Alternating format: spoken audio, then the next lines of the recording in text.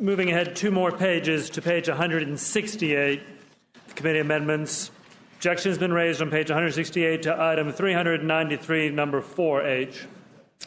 The gentleman from Fairfax, Mr. Simon. Mr. Speaker, members of the House, this is, again, another example of the real missed opportunity that we've had from not expanding Medicaid. And let me read the explanation for this amendment. This amendment restores funding for inpatient hospital services for inmates removed from the Department of Corrections into the introduced budgets related to the assumed savings of Medicaid expansion. All right. So we can talk about, well, this money's being used for more corrections officers over here, it's being used over here.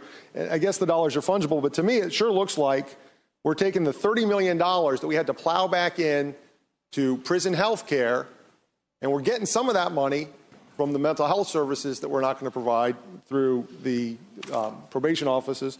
We're getting some of it from the next objection, which will be from mental health pilot programs. But let me explain how this works. We talk about how in Kentucky their program is hemorrhaging money.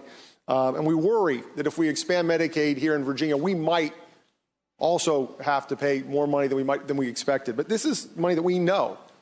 This is money that we know we are spending because we are not expanding Medicaid, because we're afraid there might be a match down the road that we won't be able to afford. Well, this is $33 million of Virginia taxpayer money that we're spending on health care for people in our prisons and jails that would otherwise qualify for Medicaid.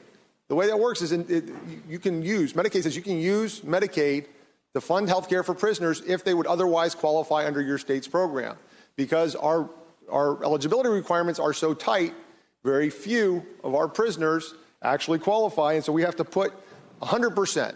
It's not a 50-50 match. It's not a 90-10 match. We have to put 100% Virginia taxpayer dollars to pay for the health care for these prisoners because we refuse to expand Medicaid. Mr. Speaker, members of the House, I hope it will be the pleasure of the House to reject the amendment, we've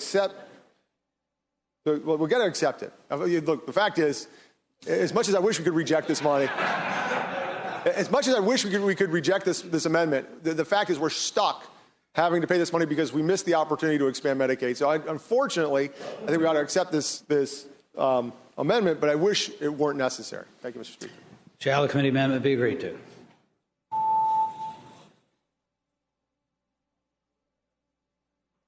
Clerk will close the roll.